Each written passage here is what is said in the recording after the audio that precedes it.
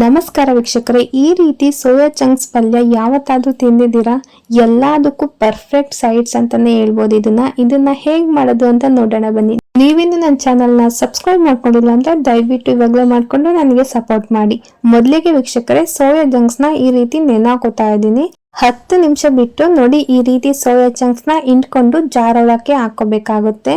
ಜಾರಲ್ಲಿ ನಾವು ತದ್ಲು ಬದಲು ರುಬ್ಕೋಬೇಕಾಗುತ್ತೆ. ಜಾಸ್ತಿ ನುಣ್ಣಗೆ ರುಬ್ಬೋ ಆಗಿಲ್ಲ, ಜಾಸ್ತಿ ಹಾಗಾಗಿ ಇರೋ ಥರನೂ ರುಬ್ಬೋ ಆಗಿಲ್ಲ.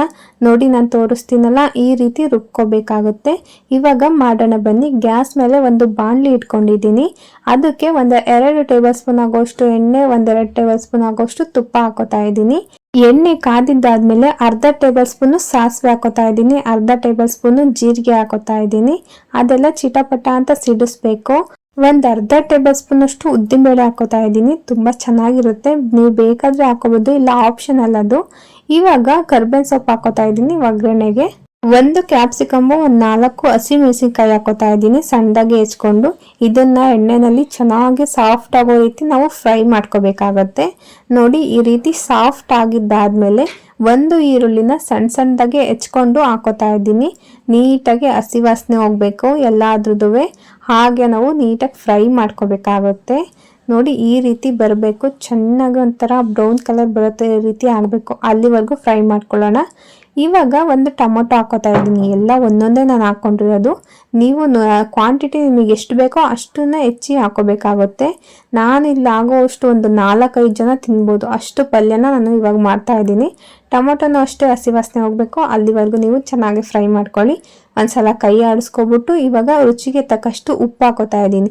ಟೊಮೊಟೊ ಹಿಂದೆನೂ ಉಪ್ಪು ಹಾಕೋಬಿಡಿ, ಟೊಮೊಟೊ ನೀರು ಚೆನ್ನಾಗಿ ಬಿಟ್ಕೊಳುತ್ತೆ ಉಪ್ಪು ಹಾಕೋದಾದ್ಮೇಲೆ.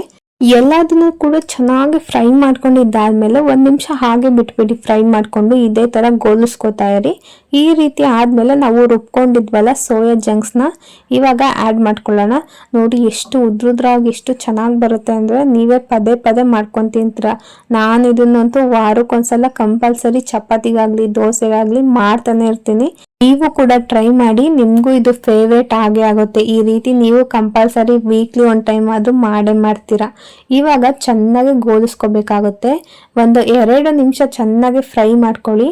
ಆಮೇಲೆ ಒಂದು ಸಣ್ಣ ಲೋಟದಲ್ಲಿ ಆಗುವಷ್ಟು ನೀರು ಹಾಕೊಳ್ಳಿ. ಸೋಯಾ ಚಂಕ್ಸು ಚೆನ್ನಾಗಿ ಬೆಂದರೆ ತುಂಬ ಚೆನ್ನಾಗಿರುತ್ತೆ ತಿನ್ನೋದಕ್ಕೆ. ಲಾಸ್ಟಿಗೆ ಸ್ವಲ್ಪ ಗರಂ ಮಸಾಲ ಹಾಕೋಬೇಕಾಗುತ್ತೆ. ನೀವು ಗರಂ ಮಸಾಲ ಇಲ್ಲ ಅಂತಂದರೆ ಸ್ವಲ್ಪ ಚಿಕನ್ ಮಸಾಲನೋ ಇಲ್ಲ ಯಾವುದಾದ್ರೂ ಒಂದು ಮಸಾಲ ಐಟಮ್ನ ಹಾಕೊಂಡ್ರೆ ಆಗುತ್ತೆ. ಇಲ್ಲ ಜಾಸ್ತಿನೂ ಹಾಕೊಳ್ಳೋದಕ್ಕೆ ಹೋಗ್ಬಿಟ್ರಿ, ಎಲ್ಲ ಮಸಾಲೆ ಆಗೋಗುತ್ತೆ, ತಿನ್ನೋದಕ್ಕಾಗಲ್ಲ.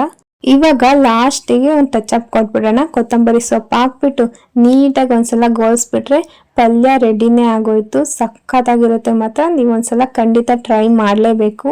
ಈ ವಿಡಿಯೋ ಇಷ್ಟ ಆಯ್ತು ಅಂದರೆ ಲೈಕ್ ಮಾಡಿ, ಶೇರ್ ಮಾಡಿ, ನನ್ನ ಚಾನಲ್ನ ಸಬ್ಸ್ಕ್ರೈಬ್ ಮಾಡ್ಕೊಳ್ಳೋದಂತೂ ಮರಿಬೇಡಿ. Thank you.